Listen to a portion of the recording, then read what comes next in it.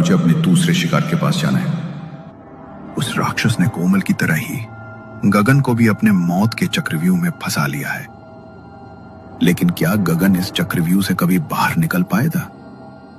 क्या उसकी बेटी उसकी मौत और जीवन के बीच में फंसे राज को जानने के बाद अपने पिता को बचा पाएगी? इतना सब हो गया माँ, और आपने कभी कुछ बताया तक नहीं हमें। मैं जानना चाहती हूँ। जानना नहीं, मैं पापा से मिलना चाहती हूँ माँ। बताइए, कहाँ है मेरे पापा?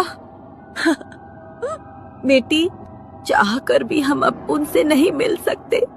वो जिंदा तो है, पर उनका जीवन अब उस राक्षस के हाथों में है। ना हमारे ऊपर 5 साल पहले वो मनहूस घड़ी आती, और ना ही तुम्हारे पापा को राकेश से मदद मांगनी पड़ती। उसी ने तुम्हारे पापा को वो कलश दिया था। उसके बाद जैसे सब कुछ बदल गया बेटी। उस कलश की मनहूसियत हमारे घर पर छा गई। तेरे पापा हम सबको बचाने के लिए उसे लेकर उस खंडहर में चले गए और मेरे नाम सिर्फ एक खत छोड़ गए। इतना कहकर माया कुछ देर तक चुप रही। उसके हाथ कांप रहे थे, जैसे बरसों से दिल में दबी हुई कोई बात आज ज़बान तक आ गई हो। फिर वो धीरे धीरे अलमारी के पास गई। उसने अंदर से एक छोटा सा लिफाफा निकाला।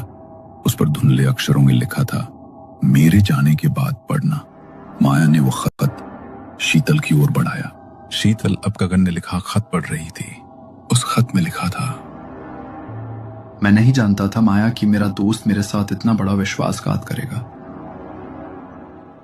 मैं तुम लोगों पर कोई आंच नहीं आने दे सकता, इसलिए खुद का समर्पण करने जा रहा हूं। खंडहर में मैंने वो कलश स्थापित कर दिया है, और मैं जानता हूं कि अब वो राक्षस मुझे खत्म कर देगा, क्योंकि जो भी उसे स्थापित करता है वो उसे अपने साथ लेकर जाता है।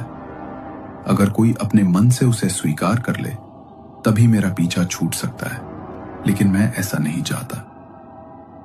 मैं अपनी जान बचाने के लिए किसी और की जान खतरे में नहीं डाल सकता।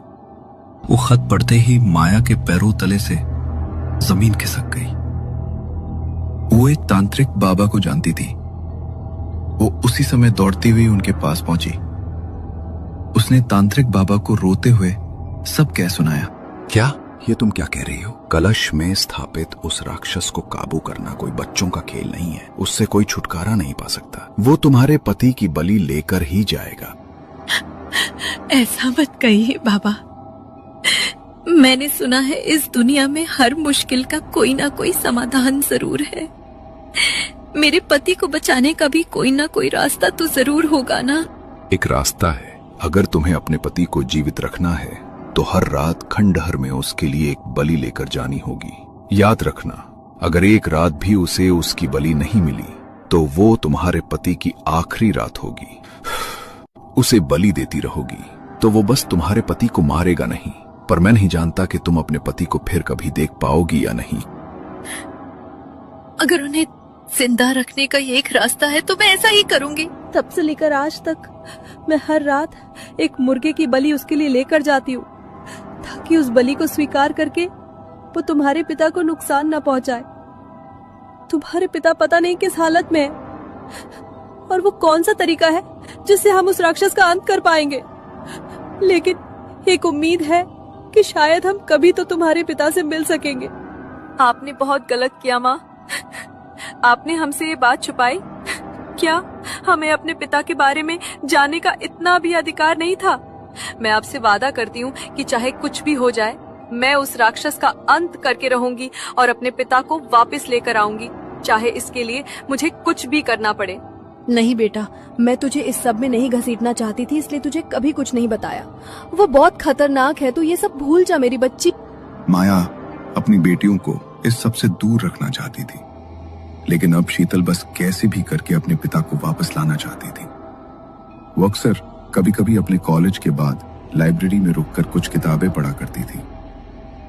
अगले दिन जब वो अपने कॉलेज गई तो उसने वहां एक किताब ढूंढी जो भूत प्रेतों और ऐसी ही नकारात्मक शक्तियों पर लिखी गई थी। वो किताब को पढ़ने बैठी और दोपहर से शाम और शाम से रात कब हो गई उसे पता ही नहीं लगा।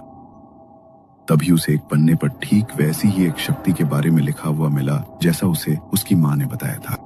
ये तो बिल्कुल वैसी ही शक्ति है जैसा माँ बता रही थी, लेकिन इसमें तो मुझे कुछ भी समझ ही नहीं आ रहा है।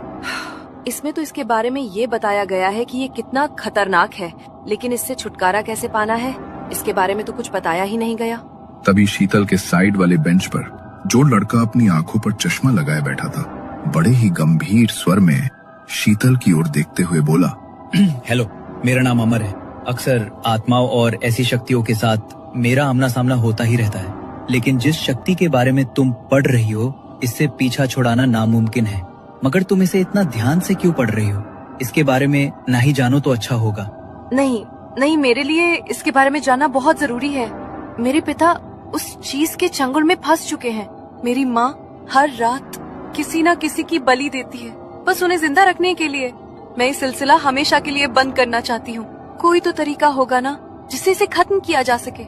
ये बहुत ही शक्तिशाली है, मुझे तो इसे खत्म करने का तरीका नहीं पता, लेकिन कोई सिद्ध पुरुष शायद जानता हो। देखो, बात तुम्हारे पिता की है इसलिए बता रहा हूँ। यहाँ से 200 किलोमीटर दूर आसाम में एक गांव है, वहाँ एक बहुत ही सिद्ध पुरुष रहते हैं, लेकिन वो जगह बहुत अजीब है। बाबा को ढूंढना आसान नहीं होगा, लेकिन अगर एक बार वो मिल गए तो शायद तुम्हें तुम्हारी मुसीबत का हल मिल जाए। लोग कहते हैं वो किसी मुर्दे को भी जिंदा कर सकते हैं, लेकिन ये बातें कितनी सच हैं और कितनी अफवाह ये मैं नहीं कह सकता।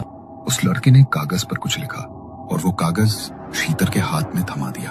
अगले दिन शीतल अपना बैग उठाकर असम के उसी गांव की ओर निकल पड़ी। पूरा 2 दिन बाद वो वहां पहुंची। गांव में थोड़े ही घर थे, जैसे बस गिने चुने लोग ही रहते हों। किसी से पूछती हूँ, शायद किसी को बाबा के बारे में पता हो। शीतल ने आसपास के लोगों से बाबा के बारे में पूछना शुरू किया। तभी एक औरत सामने आई और धीमी आवाज में बोली, बाबा कब आते हैं कब जाते हैं ये कोई नहीं जानता। बस इतना समझ लो, जो सच में मुसीबत में होता है उन्हें बाबा खुद दिख जाते हैं। कोई पता बता नहीं बताएगा, लेकिन अगर तुझ में सच्ची पीड़ा है तो वो तुझे खुद ही मिलेंगे। रात तक रुक जा, शायद तू उन्हें साधना में कहीं देख पाए। शीतल को उस औरत की बात थोड़ी अजीब लगी, लेकिन बाबा का इंतजार करने के अलावा उसके पास कोई और रास्ता भी नहीं था। वो गांव में एक खाली झोपड़ी में ठहर गई, लेकिन जैसे ही रात हुई शीतल बाबा को ढूंढने निकल पड़ी। करीब 1 घंटे तक वो गांव में भटकती रही, लेकिन कोई नहीं मिला। तभी उसके कानों में किसी के मंत्रों की धीमी आवाज पड़ी। वो आवाज सुनकर शीतल उत्तर दिशा की ओर बढ़ी। वहां एक पुराने बरगद के नीचे कोई बूढ़े बाबा आसन लगाए साधना कर रहे थे। शीतल उनके सामने घुटनों के बल बैठ गई। बाबा ने आंखें नहीं खोली, लेकिन एक धीमी आवाज में कहा, मैं तुम्हारा ही इंतजार कर रहा था। अपने पिता को बचाना चाहती हो ना तुम? हाँ बाबा, मैं अपने पिता को बचाना चाहती हूँ। अब मुझे सिर्फ आप पर भरोसा है। बस मेरे पापा को बचा लीजिए। बाबा ने अपनी आंखें खोली और बड़ी ही गहरी आवाज में बोले, बेटी, वो शक्ति जिसने तेरे पिता को बांध रखा है, वो बिना किसी की स्वेच्छा से दिए गए बलिदान के कभी उन्हें नहीं छोड़ेगी। और ऐसा कोई इंसान नहीं होगा जो खुद चलकर उसका शिकार बनना चाहे। एक व्यक्ति का अपने मन से, पूरी इच्छा से समर्पण ही उसे नष्ट कर सकता है। अपने पिता के लिए मैं समर्पण देने को तैयार हूँ बाबा। मैं अपनी इच्छा से बलिदान दूंगी। बस मेरे पापा को बचा लीजिए। अच्छे से सोच लो बेटी, एक बार वहां गई तो अपना निर्णय बदलने का मौका नहीं मिलेगा, और वहां तुम्हें बहुत तेजी से काम करना होगा। वो जिस कलश में स्थापित है वो उसी के ऊपर बैठा होगा। जिधर से वो तुम पर झपटेगा, समझना वही कलश है। हमें पहले उसे उस जगह से हटाना होगा, तभी वो कलश मिल पाएगा। ठीक है बाबा, मैं तैयार हूँ। मैंने सब सोच समझ कर ही फैसला लिया है। मुझे बस अपने पापा को वापस लाना है। ठीक है, अब जो मैं कहता हूं उसे ध्यान से सुनो और वैसा ही करना। बाबा ने शीतल को हर छोटी बात समझाई। 2 दिन बाद अमावस्या की रात बाबा और शीतल उसके गांव पहुंच चुके थे। चारों ओर घना अंधेरा फैला हुआ था। दोनों एक पुराने पेड़ के पीछे छुपे थे। सामने से शीतल की मां अपने हाथ में एक थाली लिए आ रही थी। थाली काले कपड़े से ढकी हुई थी। राक्षस के लिए बलि का सामान।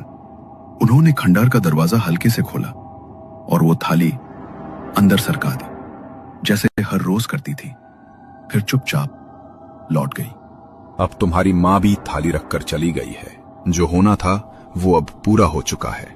आज की रात राक्षस को लगता है जैसे हर रात की तरह उसे फिर से एक बलि मिलेगी, पर उसे नहीं पता कि आज वो अंतिम बलि होने वाली है। अब यहाँ हमारी क्रिया के समय कोई बीच में नहीं आएगा, न मानव न कोई और शक्ति। चलो बेटी, अब समय आ गया है, हमें चलना होगा और वो करना होगा जो इस संसार में कोई नहीं कर पाया। शीतल बाबा के साथ धीरे धीरे आगे बढ़ी। दरवाजा खोलते वक्त एक पल के लिए उसके हाथ कांप उठे, लेकिन अगले ही पल उसने आंखें बंद की, गहरी सांस ली और हिम्मत जुटाकर दरवाजा खोल दिया। वो बाबा के साथ अंदर दाखिल हुई ही थी कि तभी खंडहर में किसी के गुर्राने की आवाज गूंजी।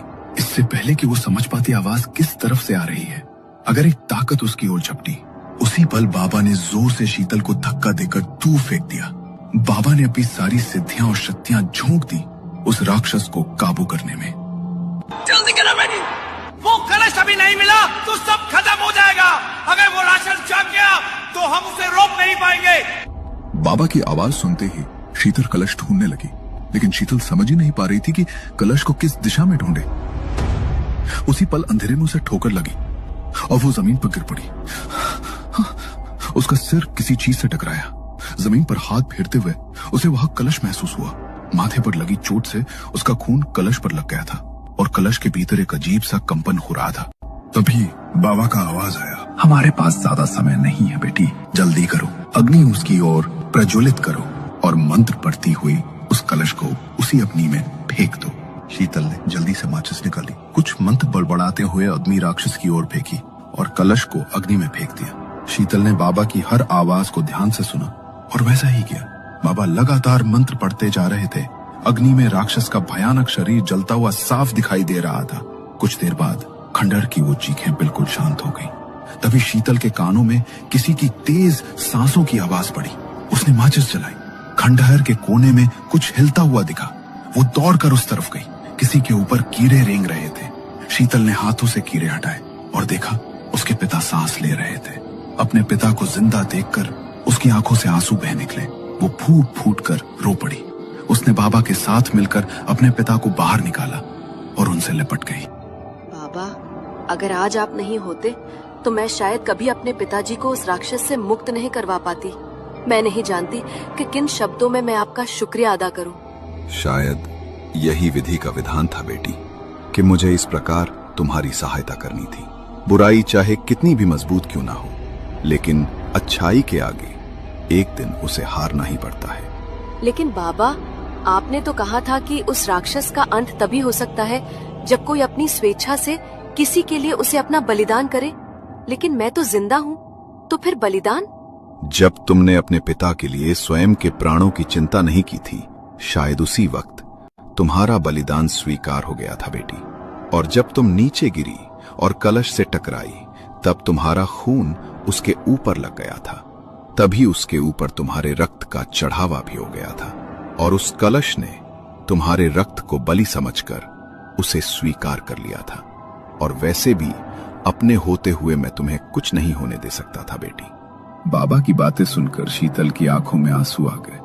उसने बाबा के सामने हाथ जोड़कर उनका बहुत बहुत धन्यवाद किया और पूरे 5 साल बाद अपने पिता को लेकर वो घर पहुंची। उन्हें देखकर सबकी आंखें नम हो गई थी। एक राक्षस के प्रकोप से उसके पिता जिस जिंदगी और मौत के बीच झूल रहे थे, आज बाबा की सिद्धियों और भगवान के आशीर्वाद से वो सही सलामत अपने घर वापस आ गए थे और बाबा ने हमेशा के लिए उस राक्षस का अंत कर दिया था।